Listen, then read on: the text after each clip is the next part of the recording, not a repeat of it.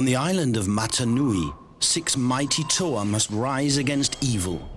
To succeed, they must join forces and find the Kanoi masks of power. Bionicle, each set sold separately. In 2003, the LEGO Group was quietly dying. The company that had defined how children played for half a century was sitting on over $800 million in debt. Their factories were running over capacity. Their digital experiments, theme parks, video games, a computer division, had burned capital without building a coherent business. The classic brick, the most famous toy in the world, was losing shelf space to action figures, digital handhelds, and one relentless competitor from Japan called Pokémon.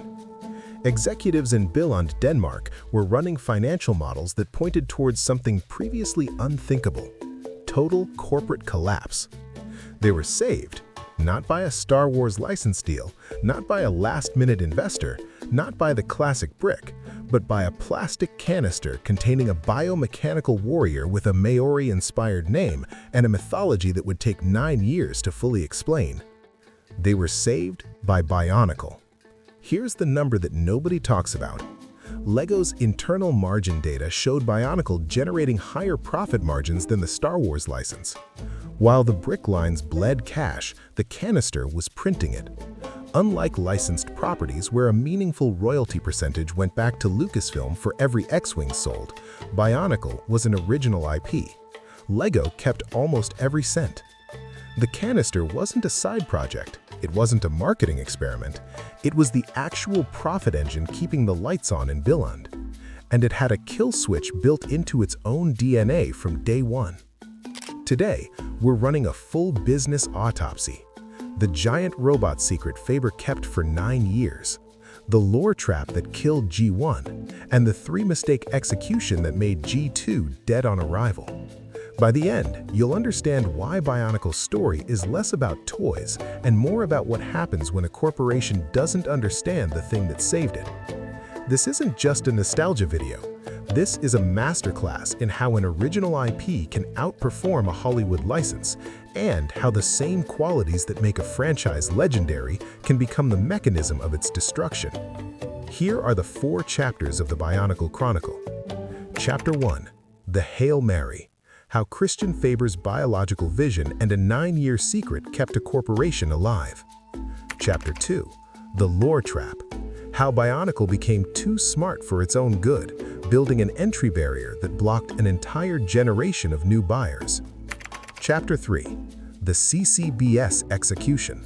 Why the 2015 reboot failed before it started, and the 3 specific decisions that killed it. Chapter 4. The Ghost in the Machine. Why Bionicle never fully died, and what the 2023 pulse check tells us about its future. Everything you remember about Matanui was a calculated gamble. Let's find out exactly when it stopped paying off. Part 1. The Giant Robot Secret. To understand why Bionicle worked, you have to go back before Bionicle existed.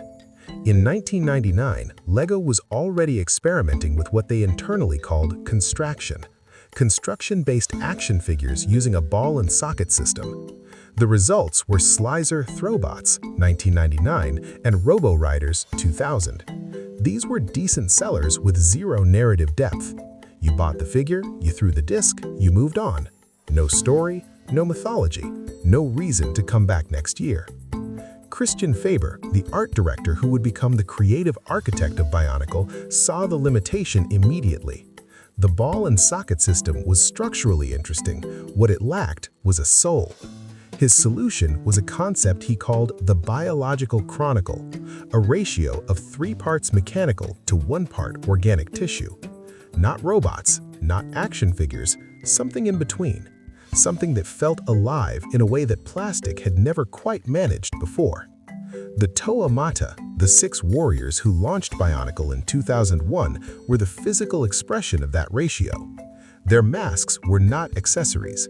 They were their faces. They breathed. But here is the detail that most people still don't fully appreciate. Everyone knows the giant robot twist was a late-game twist, a surprise for the fans in 2008. Wrong. Christian Faber's Core 2 sketch existed in 1999, before the first canister hit shelves, before the first child typed their name into the Mata Nui online game. The concept art clearly depicted a massive humanoid robot lying beneath the island of Mata Nui. Every mask placement, every island geography, every story beat across nearly a decade of comics, novels, and direct-to-video films was a deliberate breadcrumb pointing toward a conclusion the audience wasn't supposed to understand yet. This was not reactive storytelling.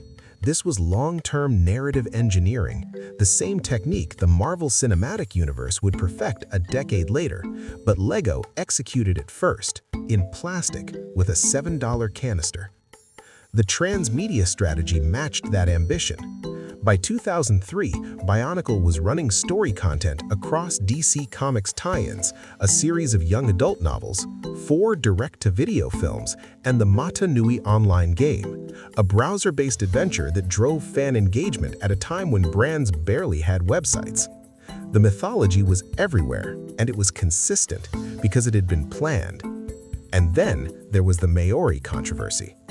In 2001, LEGO faced a formal complaint from the Maori people of New Zealand, who argued that the original Bionicle names, Tohunga, Kanohi, and others, were drawn directly from their language and used without permission or cultural consultation. LEGO responded by changing the affected names throughout the line. Tohunga became Matoran. The controversy didn't damage the brand, but it forced an early pivot in the franchise's identity and remains an important chapter in LEGO's Rise-era history that deserves to be named directly rather than footnoted away. The machine was running perfectly. The mythology was deepening. The margins were the best in LEGO's portfolio. So, what went wrong? The answer is exactly what made it great: the lore trap. By 2004, Bionicle was not just a toy line, it was an institution. The first film, Mask of Light, had moved into mass retail. The novel series had expanded to over a dozen books. The LEGO website hosted a continuously updating online universe. The fan community, organized, passionate, and encyclopedic, had built entire wikis documenting the hierarchy of masks, the geography of the Matoran universe, and the political structures of civilizations that existed only in plastic and ink. This was the peak, and the peak contained the seed of everything that would follow. In 2006, LEGO made a deliberate aesthetic pivot with the Piraka and Toa Inika wave. The designs became more aggressive, harder edges, much more obviously extreme, tracking the wider 2000s action toy market. The strategy made short-term commercial sense. Longer-term, it marked the moment the franchise began optimizing for its existing audience rather than expanding to a new one.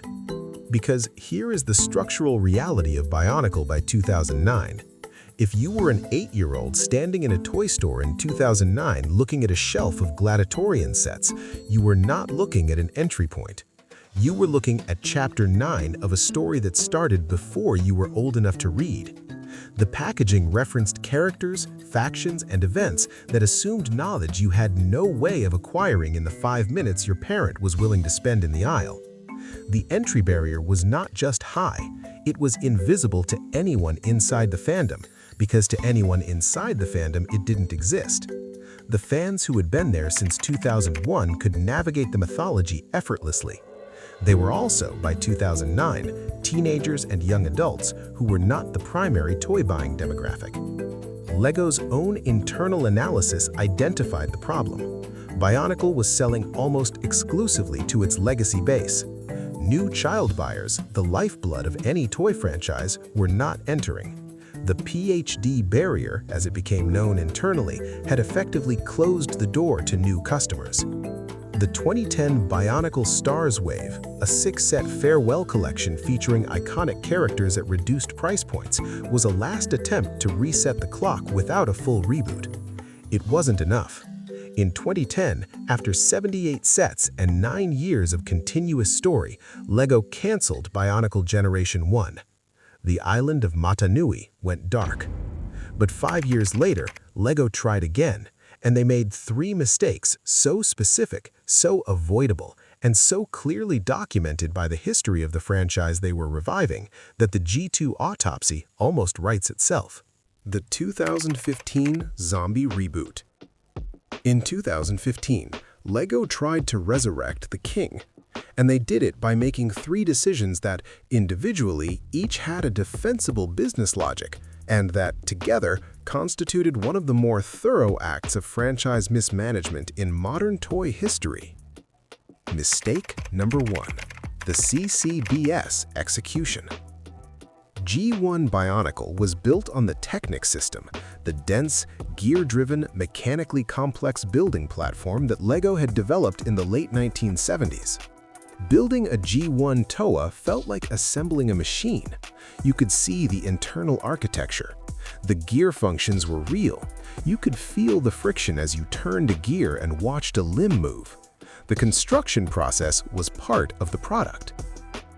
G2 Bionicle used the character and creature building system, a newer platform originally developed for the Hero Factory line that emphasized speed of assembly and cleaner aesthetics.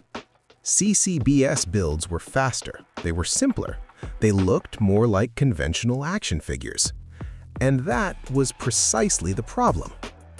The core Bionicle audience, including a significant adult fan of LEGO segment that had grown up with G1, did not want a simpler build.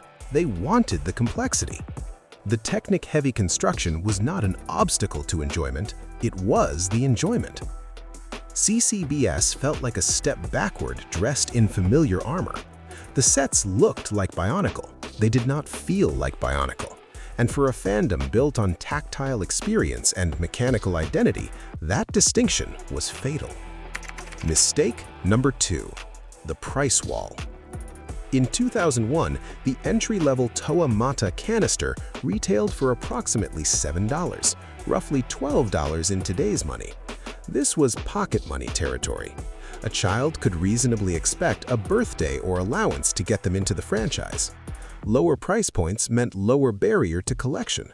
The 6 Toa Mata were each priced identically, which meant completing the set was achievable within a defined budget. The model was engineered for accessibility. In 2015, the entry-level G2 Toa retailed for $20, approximately $27 today. The pricing had nearly tripled in real terms. Bionicle was no longer pocket money, it was a premium gift. The child who wandered into a toy store in 2015 with $20 in their pocket could buy 1 Toa, the same $20 that would have bought almost 3 in 2001. The value proposition that had made G1 a collectible phenomenon, affordable enough to buy multiples, distinct enough to want all of them, was gone. The pricing model communicated special occasion gift, which is a fundamentally different purchase psychology than affordable collectible I can grow with. Mistake number 3. The marketing ghost. In 2001, Bionicle was everywhere on television. The commercials ran on Cartoon Network, Nickelodeon, and Saturday morning blocks with the frequency and production value of a major toy launch. The MNOLG drove digital engagement, but the TV ads drove awareness. In 2015, LEGO's primary marketing vehicle for G2 was YouTube. The animated web series ran online. The commercials ran online. The strategy was built around the assumption that children in 2015 were primarily digital media consumers. This was not entirely wrong, but it was incomplete. The passive audience, children watching television in the background who might catch a 30-second Bionicle commercial and immediately want what they saw, was still enormous in 2015. Mattel and Hasbro were still investing heavily in television advertising for their major lines. LEGO effectively seeded that audience. The result was predictable. Retailers, seeing low consumer pull-through, began clearancing G2 sets almost immediately to prioritize shelf space for high-velocity licensed lines, primarily Star Wars, that had guaranteed sell-through. By 2016, less than 2 years after the relaunch, LEGO canceled Bionicle G2. The king had been woken up and then immediately put back to sleep. But stone doesn't fully die. And the 2023 Pulse Check suggests that whatever LEGO does next with this IP is being watched very carefully. The ghost in the machine. Here is what "cancelled" actually means in the Bionicle context. It means LEGO stopped making new sets for retail. It does not mean the franchise ceased to exist. The fan community that formed around Bionicle in 2001 did not dissolve when G1 ended in 2010. It did not dissolve when G2 ended in 2016. It organized, archived, and waited. Greg Weisman's ongoing work with the Gargoyles mythology post-cancellation has a near-exact parallel in the Bionicle fan community, which maintained active archives, expanded universe content, and restoration projects for years after official production stopped. The Biomedia project alone represents thousands of hours of archival work, preserving online games, books, and media that LEGO's own systems had allowed to go offline. In 2023, LEGO released the Tahu and Takua gift with purchase set as part of a promotional campaign. It was not a relaunch, it was a signal. The set sold out rapidly. The fan response was immediate and measurable. LEGO had their pulse check, and the pulse was strong. Around the same time, Bionicle entered the voting process for LEGO Ideas, the crowdsourced platform that has already revived properties like the Blacktron aesthetic and classic sets. A Bionicle proposal generated significant voting momentum before being ineligible due to IP ownership considerations. The interest, however, was unambiguous. Here is what the 2023 data actually tells us. The generation that grew up with G1 Bionicle is now in their late 20s and 30s. They have disposable income, they have nostalgia, and they have demonstrated clearly, repeatedly, that they will purchase Bionicle products when LEGO makes them well. The AFOL market is one of the most valuable segments in the toy industry, and Bionicle owns that segment in a way that almost no other LEGO theme does. The lessons of G2 are actually simple. Don't compromise the build complexity, price it for the adult collector market that actually wants it, and market it where that audience actually is. Which is not YouTube Kids content, it's the exact channels, review communities, and collector forums that have been keeping the mythology alive since 2010. The ghost in the machine is not haunting Billund, it's waiting for LEGO to catch up to it. Comment G1 or G2 below, and if you think LEGO should greenlight a G3, let me know what the one thing they absolutely cannot get wrong would be. I'm reading every comment. Stone no more. Here is the full autopsy report on Bionicle. It did not fall because the toys were bad. It fell because of a cascade of specific identifiable decisions, each rational in isolation, each catastrophic in combination. G1 fell because 9 years of brilliant storytelling became a wall that new buyers could not scale. The mythology that made Bionicle legendary also made it impenetrable. The lore trap is not a failure of creativity, it's a failure of access design, and it's a trap that LEGO never built an escape route from. G2 fell because LEGO misread their IP.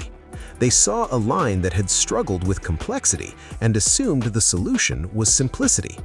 They saw a line with a lapsed child audience and designed a reboot for children who were never going to show up, while simultaneously pricing out and technically under-delivering for the adult audience that absolutely would have. And underneath both stories is the original contradiction. LEGO built something too good for the system it was built inside. A 9-year narrative epic inside a toy line. An original IP that generated better margins than Star Wars.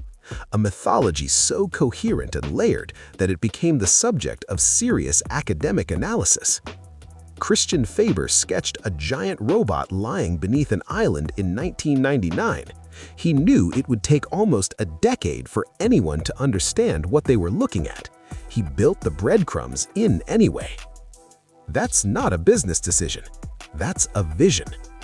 And the irony of the Bionicle story is that LEGO's greatest commercial triumph came from the one executive decision that wasn't driven by commercial logic at all.